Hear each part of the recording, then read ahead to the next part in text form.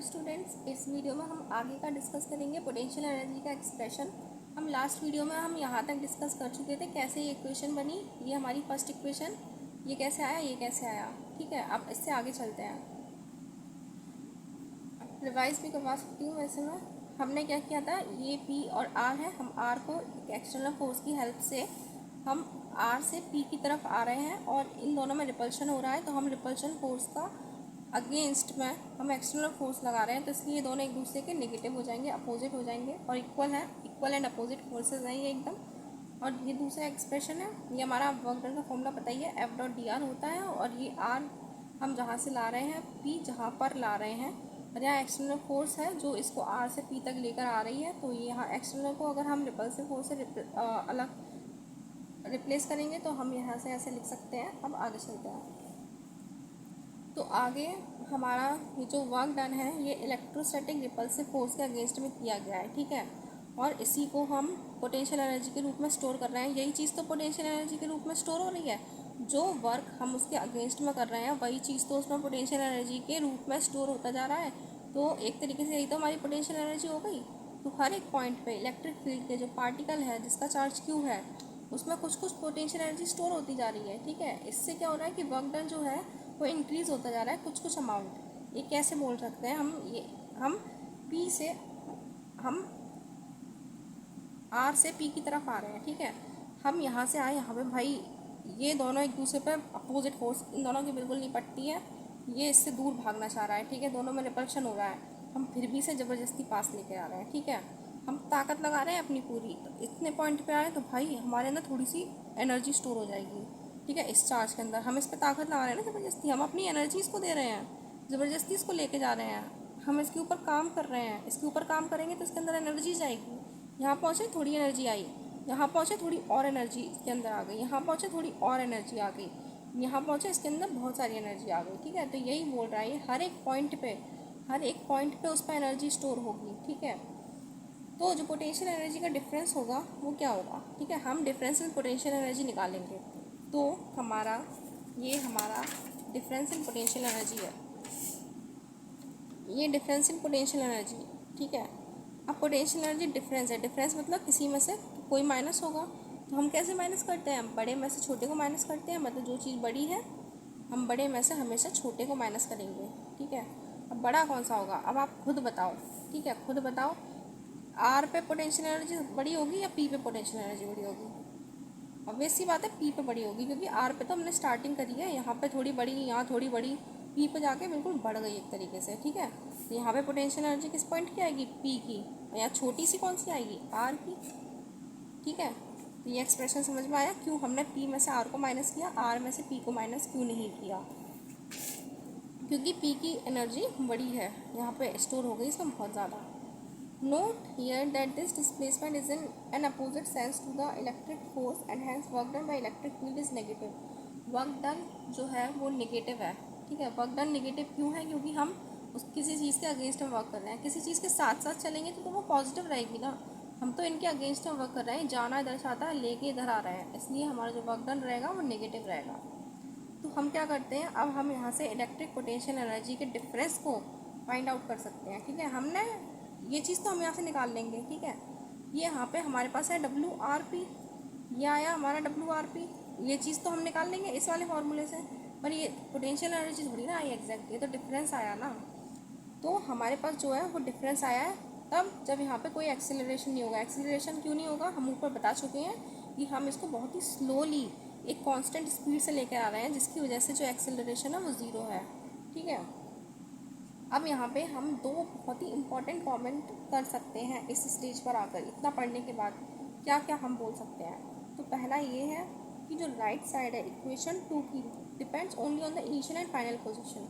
मतलब ये जो इक्वेशन है 2.2, इक्वेशन 2.2 ये वाला, ये चीज़ ना सिर्फ इनिशियल और फाइनल पोजीशन पर डिपेंड कर रही है कि नहीं कर रही है। बीच में पोटेंशियल एनर्जी कितनी है किसी को मतलब नहीं है, पोटेंशियल एनर्जी किसकी मतलब है, सिर्फ इनिशियल पॉइंट पे और फाइनल पॉइंट पे दो ही पॉइंट की पोटेंशियल एनर्जी निकाली गई है। ठीक है, बीच वाले को मतलब ही नहीं है कि बीच में कितनी पोटेंशियल एनर्जी का गेन हुआ, कितना लॉस हुआ, इट डजेंट मैटर।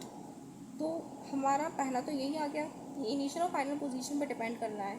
इसका मतलब ये है जो वर्क डन है इलेक्ट्रिक फील्ड में जो किया जा रहा है, ठीक है, एक चार्ज को एक पॉइंट से दूसरे पॉइंट पर पहुंचाने के लिए, वो डिपेंड करता है सिर्फ और सिर्फ इनिशियल और फाइनल पॉइंट्स पे, और ये पाथ पर एकदम इंडिपेंडेंट होता है, ठीक है, पाथ पर डिपेंड ही नहीं करता। अब पी और आर पे हम इस पाथ से भी पहुंचते ना तो भी यही फॉर्मूला होता, ऐसे पाथ से होते तो भी यही फॉर्मूला होता। It does not depend on path, it is independent of the path. तो हम एक पॉइंट से दूसरी पॉइंट की तरफ जाएं, हमें पहला पॉइंट ये मिला कि इनिशियल और फाइनल पोजीशन पर डिपेंड करता है ये, बस, ठीक है। This is the fundamental characteristic of a conservative force, और ये एक कंजर्वेटिव फोर्स की फंडामेंटल कैरेक्टरिस्टिक है। ये चीज़ मैं फर्स्ट वीडियो में बता चुकी हूँ कि कंजर्वेटिव फोर्स में भी ये सेम चीज़ होती है कि वो भी बस इनिशियल और फाइनल पोजीशन पर डिपेंड करती है, उन्हें भी वो पाथ के इंडिपेंडेंट होती है, इसलिए ये चीज़ बताई गई है। जो पोटेंशियल एनर्जी का जो कॉन्सेप्ट है ना, वुड नॉट बी मीनिंगफुल, ये मीनिंगफुल ही नहीं रहेगा, मतलब इसका कोई मतलब ही नहीं होगा अगर वर्क डन जो है वो पाथ के ऊपर डिपेंड करने लग जाए, ठीक है। अगर पाथ के ऊपर वर्क डन डिपेंड करेगा तो पोटेंशियल एनर्जी का कोई मतलब ही नहीं रहेगा ना, क्योंकि पोटेंशियल एनर्जी बाई डिफरेंस है, हम डिफरेंस से पोटेंशियल एनर्जी निकाल सकते हैं। अब ये पाथ पर डिपेंड करता है, ठीक है, मान लो ये पाथ पर डिपेंड कर रहा है तो यहाँ कुछ और पोटेंशियल एनर्जी होती है, यहाँ कुछ और, हम यहाँ पे कैसे डिफरेंस लेते हैं इसका, यहाँ पे इसका, तो ये बहुत ही ज़्यादा कॉम्प्लिकेटेड हो जाता है, तो मीनिंगलेस हो जाती है एक तरीके से पोटेंशियल एनर्जी। तो हमने, ये बहुत ही अच्छी चीज़ है कि पोटेंशियल एनर्जी अब इस पूरे सिस्टम की बस एक ही हो सकती है, पी और आर के बीच की, वरना तो भाई जितने पाथ से हम उसे लेके जाते हैं उतने ही पाथ की पोटेंशियल एनर्जी अलग अलग आ जाती, ये तो बहुत ही कॉम्प्लिकेटेड हो जाता ना। The path independent of work done by an electrostatic field can be proved using the Coulomb's law, we omit this proof here. ये बोल रहा है कि हम जो वर्क डन है इलेक्ट्रोस्टैटिक फील्ड के थ्रू जो किया गया है उसको हम प्रूव कर सकते हैं कूलम्ब्स लॉ की हेल्प से। तो देखते हैं इसको कैसे करते हैं। वैसे कूलम्ब्स लॉ का मुझे तो यहाँ कोई यूज़ दिखा नहीं है, तो फिर भी देख लेते हैं। हमने जो पहला वाला था वो तो हमने देख ही लिया, ठीक है, पहला वाला हमने पॉइंट देख ही लिया कि हमने क्या ऑब्जर्व किया अपनी इक्वेशन से। दूसरी चीज़ ये है, दूसरी चीज़ बोल रही है कि जो इक्वेशन 2.2 है, इक्वेशन जो 2.2 है वो डिफाइन करती है पोटेंशियल एनर्जी के डिफरेंस को।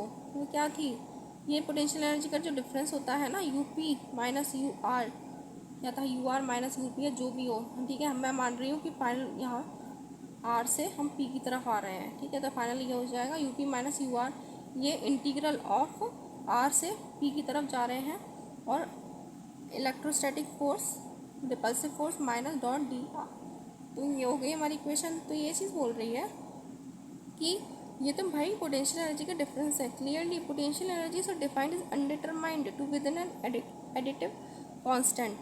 तो ये बोल रहा है कि इस पर कोई भी इफेक्ट नहीं पड़ेगा अगर हम एक कांस्टेंट को ऐड कर दें, ठीक है, कांस्टेंट को ऐड कर दें, मतलब ये हमारा इस तरीके से है, हमारा ये है U P minus U R, अगर हम दोनों पोटेंशियल एनर्जी में कुछ कांस्टेंट अल्फा ऐड भी कर देंगे तो क्या इस पर कोई फ़र्क पड़ेगा, नहीं पड़ेगा। क्यों, क्योंकि देखो इसको अभी भी ये इसी के इक्वल है, U P plus alpha minus U R, और ये माइनस अंदर जाएगा, इस चीज़ को भी माइनस कर देगा, माइनस अल्फ़ा, ये प्लस अल्फ़ा माइनस अल्फ़ा कटेगा, यू पी माइनस का यू आर, ये चीज़ तो सेम ही रहेगी ना, मतलब हम एक कॉन्स्टेंट को ऐड भी कर देंगे तो भी हमारा जो है ये सेम ही रहेगा।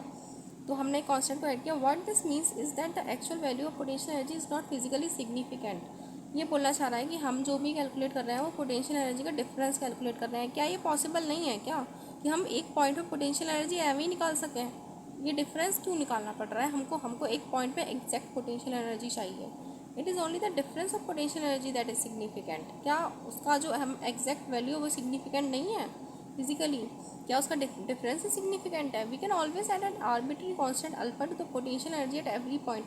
हमें हर एक पॉइंट पे एक अल्फ़ा को ऐड करना पड़ेगा। क्यों? क्योंकि भाई किसी भी पॉइंट पे हम आएंगे तो कुछ ना कुछ तो ऐड हुआ होगा ना पोटेंशियल एनर्जी में, उस चीज़ को हम अल्फ़ा मान के उस चीज़ में ऐड करेंगे, है ना।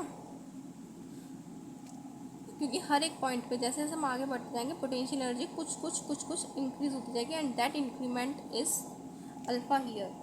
Put it differently, there is a freedom in choosing the point where the potential energy is zero। अब हमने क्या किया, हमने तो भाई एक पोटेंशियल एनर्जी चाहिए, एक ही चाहिए हमको नहीं चाहिए ऐसा डिफरेंस। तो हमने क्या किया, हमें एक फ्रीडम दे दी गई कि हम किसी भी पॉइंट पे पोटेंशियल एनर्जी को ज़ीरो मान सकते हैं। अब ऐसे तो हर कोई, तुम किसी और पॉइंट पे ज़ीरो मानोगे, मैं किसी और पे ज़ीरो मानूंगी, तो ऐसा तो नहीं ना हो सकता है ना। तो सबसे एक कन्वीनियंट चॉइस थी जो बनाई गई क्या बनाएगी वो चॉइस कि जो पोटेंशियल एनर्जी है उसको इन्फिनिटी पे ज़ीरो माना जाएगा, ठीक है। इन्फिनिटी पे हम उस चीज़ को ज़ीरो मानेंगे। With this choice if we take the point R at infinity, उस चॉइस को लेकर मद्देनज़र रखते हुए हमने पॉइंट आर को इन्फिनिटी मान लिया। हम जहाँ आर से पी की तरफ आ रहे थे ना, हम आर से पी की तरफ आ रहे थे, हमने मान लिया कि ये जो आ रहा है इनफाइनाइट है, हम इनफाइनाइट से लेके आ रहे हैं पी पॉइंट पे। तो यहाँ पे हमने पोटेंशियल एनर्जी क्या मान ली, ज़ीरो।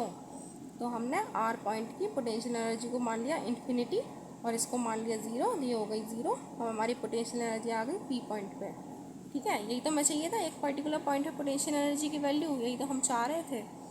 सिंस जो पॉइंट पी है वो हमारा अब आर्बिट्री पॉइंट हो गया, आराम से हम एक ही पॉइंट पर पोटेंशियल एनर्जी निकाल सकते हैं। इससे हमारी पोटेंशियल एनर्जी की डेफिनेशन क्या बनेगी, इस डेफिनेशन को देख लो होश से, कितनी सही डेफिनेशन है ये। अब पूरा इस चीज़ को पूरा एक तरीके से कंक्लूड किया गया है इस एक डेफिनेशन में। पोटेंशियल एनर्जी एक चार्ज क्यू की किसी पॉइंट पे एक फील्ड की प्रेजेंस में, जो कि एक चार्ज कॉन्फ़िगरेशन की वजह से आई है, वो किसके इक्वल होती है, वर्क डन के, जो एक एक्सटर्नल फोर्स के थ्रू किया गया है, और वो इक्वल है, अपोजिट है इलेक्ट्रिक फोर्स के, उस चार्ज को लाने में इन्फिनिटी से उस पॉइंट तक, ठीक है। हमने जो भी अभी तक एक्सप्लेन किया वो पूरा इस डेफिनेशन में है। हमने क्या क्या किया कि हम एक आर पॉइंट से मतलब जैसे हमने इन्फिनिटी मान लिया, आगे जाके इन्फिनिटी से एक स्मॉल क्यू चार्ज को हम एक पी पॉइंट पर लेकर आए, और इसमें जो वर्क डन किया गया किसके, रिपल्सिव फोर्स के अगेंस्ट में, वो वर्क डन हमारा इक्वल होता है हमारी पोटेंशियल एनर्जी के उस पॉइंट पी पर, ठीक है। तो आई होप आपको समझ में आया हो। नेक्स्ट वीडियो में हम इलेक्ट्रोस्टैटिक पोटेंशियल डिस्कस करेंगे, तो मिलते हैं नेक्स्ट वीडियो में, तब तक के लिए बाय बाय।